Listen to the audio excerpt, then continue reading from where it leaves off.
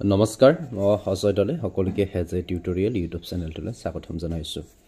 আমি 4500 পদৰ কাটঅফৰ সম্পৰ্কত আলোচনা কৰিছোঁ আৰু অলৰেডি কাটঅফৰ লগত ৰিলেটেড বিষয়খিনি আমি শ্বেয়াৰ কৰিছোঁৱে। সো এই ভিডিঅ'ত মই শ্বেয়াৰ নকৰোঁ কিয় কাটঅফ কমিব বা কিয় বাঢ়িব এইখিনি বিষয় আকৌ মই ৰিপিট নকৰোঁ। সো যিসকলে আমাৰ ভিডিঅ' কণ্টিনিউছ চোৱা নাই একেদখলে চাই ল'ব।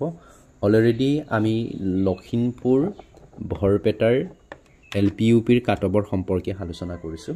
সো যিসকলে চোৱা নাই আপোনালোকে প্লেলিষ্টত গৈ চাই ল'ব পাৰিব। আৰু আজি আমি আলোচনা কৰিম তোমাৰ শিৱসাগৰৰ কাটঅফৰ সম্পৰ্কত। সো সকলোৱে চাব আৰু কেনেকুৱা লাগিছে কমেণ্ট ছেকশ্যনত কমেণ্ট কৰি জনাবলৈ নাপাহৰিব। আকৌ এবাৰ কৈছোঁ যে যিখিনি কাটঅফ মই ইয়াতে এনালাইচিছ কৰিছোঁ এইখিনি সম্পূৰ্ণৰূপে ডাটা পলৰ ওপৰত বেছ কৰি পেলাই মই এনালাইচিছ কৰিছোঁ। এই কাৰণে মই কওঁ যে ইয়াৰ লগত 1 এটা প্লাছ হ'বও পাৰে বা 1 এটা মাইনাছ হ'বও পাৰে। সো আপোনালোকে এইখিনি ভাবি ল'ব, এক বাঢ়িবও পাৰে কমিবও পাৰে। অ'কে, ইয়াতে আপোনালোকে সম্পূৰ্ণৰূপে আইডিয়া ল'ব পাৰিব, এইকাৰণে মই ইয়াতে শ্বেয়াৰ কৰি দিছোঁ। চাওক ইয়াতে আমাৰ চিৰিয়েল নম্বৰ 20ত আছে শিৱসাগৰ। সো শিৱসাগৰটো সকলোৰ কাৰণে টাৰ্গেট ডিষ্ট্ৰিক্ট আছিলে বা সকলোৱে তাতে আবেদন কৰিছে। সো ইয়াতে কাটঅফটো অলপ বেছিকৈ যাব বেলেগ ডিষ্ট্ৰিক্টৰ তুলনাত। ইয়াতে যদি আমি চাওঁ আৰু ৰিজাৰ্ভৰ ক্ষেত্ৰত আছে 88। আৰু এটা কথা মনত ৰাখিব, আমাৰ যেতিয়া 5550টা আছিলে তাতে আমাৰ শিৱসাগৰ ডিষ্ট্ৰিক্টৰ কোনো ভেকেঞ্চি নাছিলে। সো 5550টা ক্ষেত্ৰত ইয়াতে কি নাছিলে ভেকেঞ্চি নাছিলে, কিন্তু এবাৰ নতুনকৈ দিছে 4500টা পদত। সো ইয়াতে পোষ্ট অলপ বেছিকৈ আহিছে। যেহেতু ইয়াতে ৰিজাৰ্ভৰ ক্ষেত্ৰত 88 আছে, ইয়াতে যদি আমি কাটঅফৰ সম্পৰ্কে কওঁ তেতিয়াহ'লে আমি ইয়াতে ৰাখিছোঁ 62 পৰা 63 ভিতৰত। ইমান মানে যাব, বহুত বেছিকৈ আছে, কিন্তু ইয়াতকৈ বেছি নাযাব, পাৰিলে এটা কমিবহে। এইখিনি কথা মনত ৰাখিব। OBC আছে 21। OBC আৰু আমাৰ জেনেৰেল কাষ্টৰ মাজত ডিফাৰেঞ্চ বহুতখিনি থাকে। সো এইখিনি মই ৰাখিছোঁ 59 to 61। এইখিনিৰ কাটঅফৰ ভিতৰত যদি আপোনাৰো নম্বৰ আছে তেতিয়াহ'লে ডেফিনেটলি শিৱসাগৰত পাব। আৰু শিৱসাগৰত নোপোৱা কেণ্ডিডেটসকলে যিসকল OBC কেণ্ডিডেট হয় একেদখলে বেলেগ ডিষ্ট্ৰিক্টত পোৱাটো নিশ্চিত, কাৰণ শিৱসাগৰ লখিমপুৰ নগাঁও সেইখিনি ডিষ্ট্ৰিক্ট সকলোৰ কাৰণে টাৰ্গেট ডিষ্ট্ৰিক্ট আছিলে। সো তাতে অকণমান কাটঅফটো বেছি যাব পাৰে। তাৰপিছতে আহিলে টি ট্ৰাইবছৰ বুলি ক'লেতো আমি সদায় জানোৱে এইটো 54ৰ পৰা সদায় 55ৰ ভিতৰত থাকে, 54 to 55ৰ ভিতৰত থাকে। তাৰপাছতে SC। এতিয়া SC আৰু OBC মাজতো অলপ ডিফাৰেঞ্চ থাকে বা জেনেৰেল কাষ্টৰ মাজতো অলপ ডিফাৰেঞ্চ থাকে। সো ইয়াতে আমি দেখিছোঁ যে শিৱসাগৰত যিহেতু আমাৰ যথেষ্টখিনি ৰিজাৰ্ভৰ পোষ্ট আছে, 88 কম নহয়। আৰু ইয়াতো আমি দেখিলোঁ যে OBCৰ ক্ষেত্ৰতো আছে 21টা আৰু তোমাৰ SC ক্ষেত্ৰতো আছে 19টা আৰু SDP ক্ষেত্ৰতো আছে 24টা। সো ইয়াত যদি চাওঁ ইয়াতে কাটঅফটো এইকাৰণে তোমাৰ ৰিজাৰ্ভৰ ক্ষেত্ৰত 62 to 63 যাব, কাৰণ ইয়াতে OBC, SC আৰু SDP যিসকল কাটঅফ বেছি থাকে একেদখলেহে ইয়াত আবেদন কৰিব, কাৰণ সেই তিনিটা কেটেগৰীয়ে কি কৰে ইয়াতে প্ৰভাৱ পেলায় ৰিজাৰ্ভত। এইকাৰণে এইটো 62 to 63 যাব। আৰু ইয়াতে যিহেতু মাৰ্কছ থকা কেণ্ডিডেটসকলে 88ত সোমাই যাব, সো ইয়াতে কাটঅফটো লেছ হ'ব। সো মই ৰাখিছোঁ ইয়াতে 58ৰ পৰা 60লৈকে ৰাখিছোঁ, 58 to 60।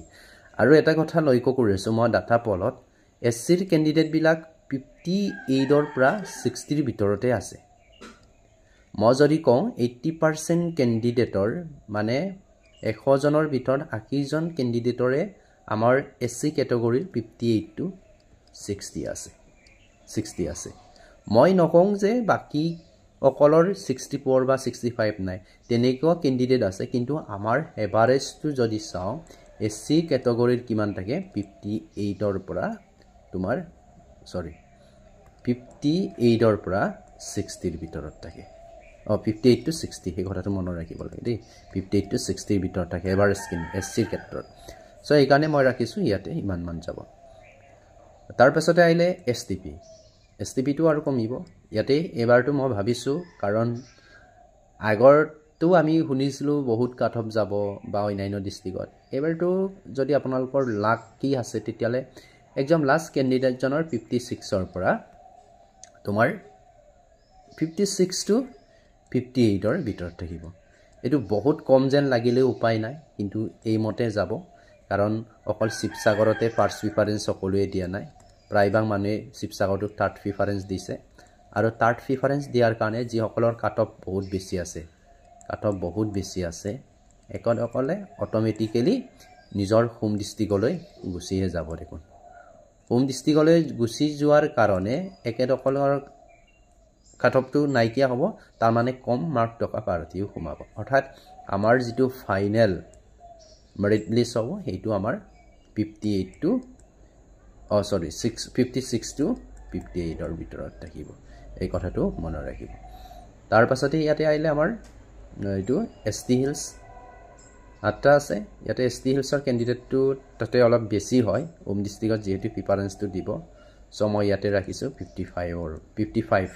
55 মান যাব 55 সো ইয়াতে আমি পোষ্ট ডিটেইল দেখিলোঁ যে কেণ্ডিডেট হেবাৰ আছে শিৱসাগৰত টোটেল 177 ওকে আকু কৈছোঁ বহুতে ক'ব পাৰে শিৱসাগৰৰ যিটো আৰজাবৰ কাট অফ হয় আমাৰ ইয়াৰ কেণ্ডিডেটো ইয়াত সোমাব SCৰ কেণ্ডিডেটো সোমাব তোমাৰ STP কেণ্ডিডেটো সোমাব ইয়াতে বহুতখিনি সোমাই যায় সো সেইটো অলপ যাব 62 to 63 মান যাব বাদ বাকি ক্যাটাগৰীখিনি মই যেনেকৈ দেখুৱাইছোঁ তেনেকৈ যাব আপোনালোকে শিৱসাগৰ ডিষ্ট্ৰিক্টলৈ যিমান চিন্তা কৰি আছে ইমান নহয় কাৰণ অসমৰ যিসকলৰ 65 64 আছে একেদকলে সকলো শিৱসাগৰতে নাপায় বা শিৱসাগৰতে এপ্লাই কৰিছে যদিও প্ৰায়ভাগ মানুহে এপ্লাই কৰিছে যদিও সেকেন্ড প্ৰিফাৰেন্স বা থাৰ্ড প্ৰিফাৰেন্স দিছে আৰু নিজা ডিষ্ট্ৰিক্টত ফাৰ্ষ্ট প্ৰিফাৰেন্স দিছে আৰু 65 জন ইয়াৰ লগে লগে পাব কিন্তু কি হয় একেতেটো ফাৰ্ষ্ট প্ৰিফাৰেন্স দিয়া নাই সো তেনেকে বেলেগত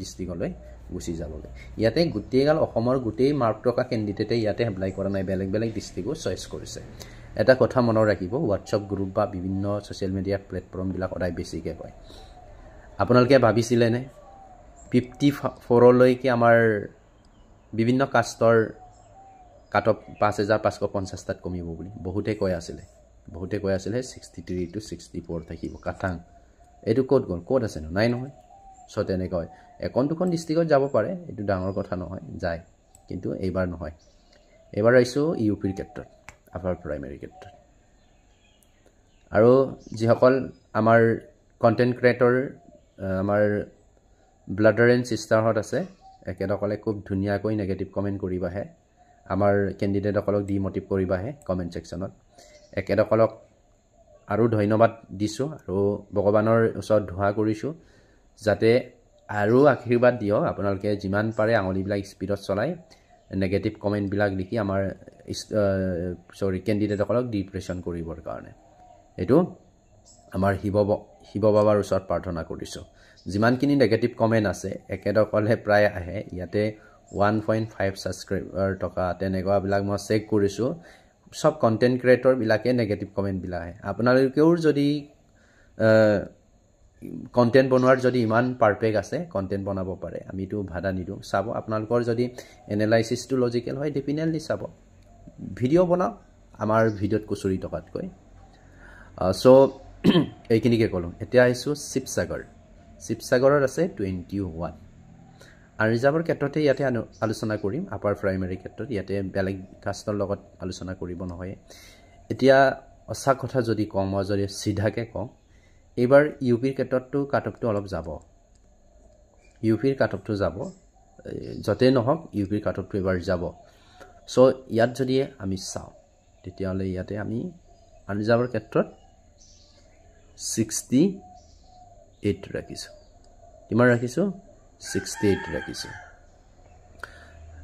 ইয়াত শিৱসাগৰৰ ক্ষেত্ৰত যেতি ইয়াতে বহুতখিনি টাৰ্গেট হৈ পৰিছে সো 68 ৰাখিছো আৰু ওবিসিৰ ক্ষেত্ৰত মই ৰাখিছো ইয়াতে তোমাৰ 66 আৰু বাকি এসসি হক এসটিপি হক টি ট্ৰাইবস আছিল এতিয়া এসসি আছিল আৰু এইখিনি এসটিপি ক্ষেত্ৰত মই ৰাখিছো 65 মান ৰাখিছো সো এনেকে হাইব বাকিখিনি এনালাইসিস